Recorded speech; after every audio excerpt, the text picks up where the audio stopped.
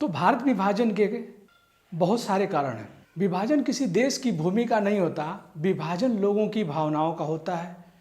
विभाजन का दर्द वो अच्छी तरह जानते हैं जिन्होंने प्रत्यक्ष रूप से इसको सहा है।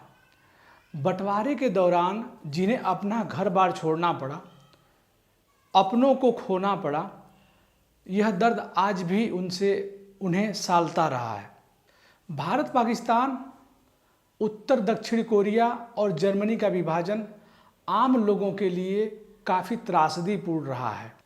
आज़ादी के सुनहरे भविष्य के लालच में देश की जनता ने विभाजन का जहरीला घूंट पी लिया, लेकिन इस प्रश्न का जवाब आज तक नहीं मिला। क्या भारत का बंटवारा इतना जरूरी था? ऐसे क्या कारण थे जिनकी वजह से देश को दो टुकड़ों में बांटा गया? यूँ तो ऐसे कई कारण गिनाए जा सकते हैं, लेकिन यहाँ हम खास 8 से 10 बड़े जो कारण थे उन कारणों का उल्लेख करेंगे और उन कारणों के बारे में जानकारी देंगे। पहला, ब्रिटिश शासक की जो नीति थी उसमें कैसे विभाजन हुआ। तो ब्रिटिश शासकों की नीति के अनुसार भारत विभाजन के लिए ब्रिटिश शासकों की फूट डालो और शासन करो की नीति मुख्य रूप से उत्तरदायी थी।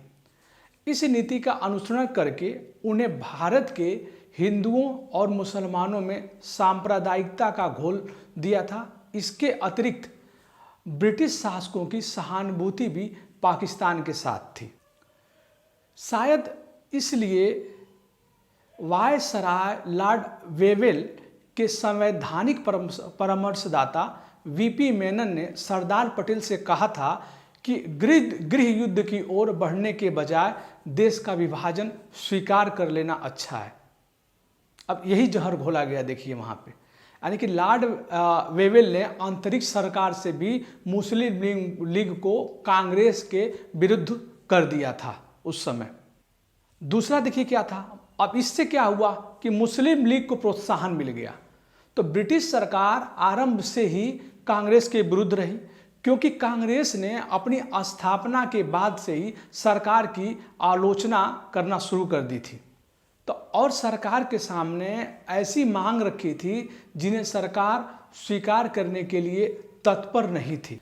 तो इसलिए सरकार ने मुस्लिम लीग को प्रोत्साहन देने के लिए सन 1909 ईस्वी के अधिनियम में मुसलमानों को सांप्रदायिक प्रतिनिधित्व प्रदान किया और आगे भी वह मुसलमानों के कांग्रेस के विरुद्ध भड़काती रही। जिन्ना की जिद एक जो थी, ये भी एक बहुत बड़ा कारण बनाया जाता है। जिन्ना की जिद प्रारंभ से ही राष्ट्र सिद्धांत के समर्थन से पहले थी। पहले वे बंगाल और संपूर्ण आसाम को पाकिस्तान में मिलाना चाहते थे, वो जिन्ना चाहते थे ऐसा। उसके बाद पश्चिमी पाकिस्तान में समस्त पंजाब, उत्तर पश्चिमी सीमा प्रांत, सिंध और बलूचिस्तान को मिलाना चाहते थे। अपनी जिद के कारण जिन्ना ने निरंतर गतिरोध बनाए रखा और समस्या के निराकरण के लिए बनाई गई सभी परियोजनाओं को अस्वीकार कर दिया। ये बहुत बड़ा कारण था जिन्ना का, जो जिन्ना ने जिद करके रखी थी इन चीज़ों की, और जो उसकी अवधारणाएं थी जो मैंने आपको बताया। परंतु 3 जून 1947 ईस्वी की योजना में उन्हें दिया गया पाकिस्तान उस पाकिस्तान से अच्छा नहीं था जिसे उन्होंने सन 1944 में अपूर्ण, अंगहीन तथा दीमक लगा कहकर अस्वीकार कर लिया था। अब जो पाकिस्तान उनको दिया गया वह उनकी आशाओं से बहुत छोटा था, जिसे जिन्ना ने लॉर्ड माउंटबेटन के दबाव के कारण स्वीकार कर लिया था। ऐसा जिन्ना ने अपने ही शब्दों में बोला था।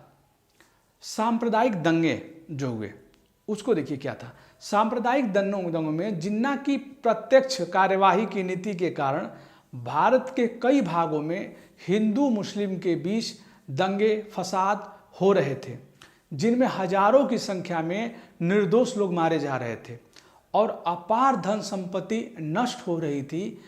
कांग्रेसी नेताओं ने इन दंगों को रोकने के लिए भारत का विभाजन स्वीकार करना ही उचित समझा था उस समय पे। तो अब देखिए क्या थी और क्या रीजन था। भारत को शक्तिशाली बनाने की इच्छा, यानी कहने का मतलब ये था कि कांग्रेसी नेता इस बात का अनुभव कर रहे थे कि विभाजन के बाद भारत बिना किसी बाधा के चहुमुखी उन्नति कर सकेगा, अन्यथा भारत सदैव गृह संघर्ष में फंसा रहेगा और हिंदू और मुसलमान में ये झगड़े और दंगे फसाद होते रहेंगे।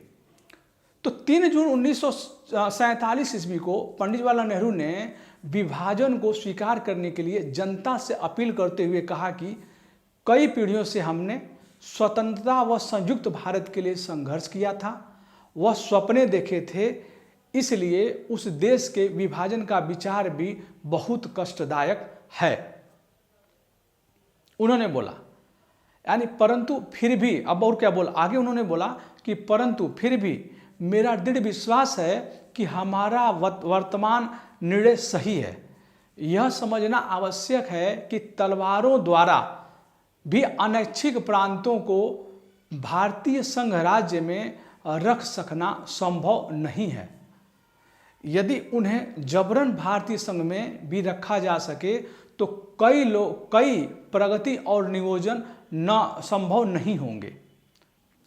भोली भाली जनता के कत्ल से तो विभाजन ही अच्छा है। अब हिंदू महासभा का जो प्रभाव क्या पड़ा था तो उसको देखते हैं कि देखिए, प्रारंभ में हिंदू महासभा ने कांग्रेस को हर प्रकार का सहयोग दिया, किंतु सन 1930 के उपरांत हिंदू महासभा पर प्रतिक्रियावादी तत्वों का प्रभुत्व स्थापित हो गया। यानी कि हिंदू महासभा के अधिवेशन में भाषण देते हुए श्री सावरकर ने स्पष्ट रूप से कहा कि भारत एक और एक सूत्र में बंधा राष्ट्र नहीं माना जा सकता, किंतु यहाँ 2 राष्ट्र हैं, हिंदू और मुसलमान। हिंदू संप्रदायवाद ने भी मुसलमानों के पाकिस्तान बनाने के लिए प्रेरित किया। तो भारतीयों को सत्ता देने में सरकार का जो रुख था वो सन 1929 ईस्वी से 1945 ईस्वी की अवधि में ब्रिटिश सरकार और भारत के संबंध में काफ़ी कटुता आ गई थी। तो ब्रिटिश सरकार यह अनुभव करने लगी थी कि भारत स्वाधीनता की प्राप्ति के बाद ब्रिटिश राष्ट्रमंडल को सदस्य कदापि नहीं रहेगा। इसलिए उसने विचार किया कि यदि स्वतंत्र भारत अमैत्रीपूर्ण है तो उससे निर्बल बना देना ही उचित है। पाकिस्तान का निर्माण अखंड भारत को विभाजित कर देगा और कालांतर में भारत उपमहाद्वीप में ये दोनों देश आपस में लड़कर अपनी शक्ति को छिड़ करके ख़त्म कर देंगे। अब देखिए और रीजन क्या थे।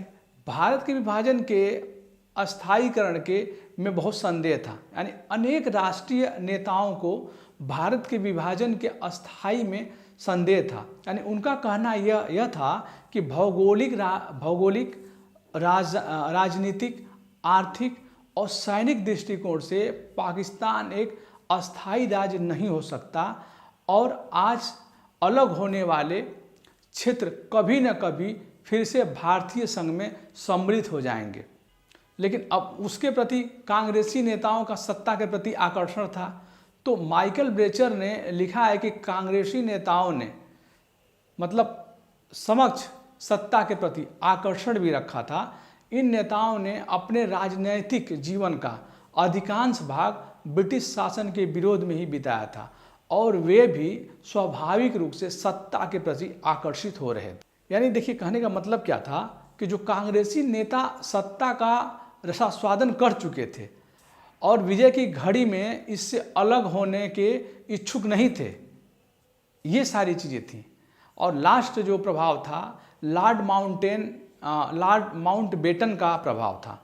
भारत विभाजन के लिए लॉर्ड माउंटबेटन का व्यक्तिगत प्रभाव भी उत्तरदायी बहुत हद तक है।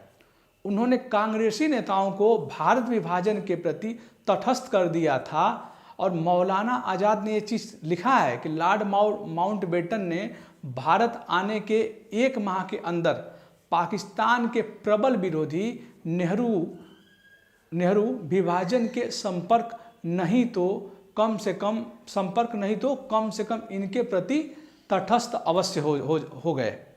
मतलब उसने ऐसा किया और ऐसा करने पे मजबूर कर दिया। तो ये सारी चीज़ें थी भारत के विभाजन के लिए। तो इस वीडियो में यही था। जय हिंद।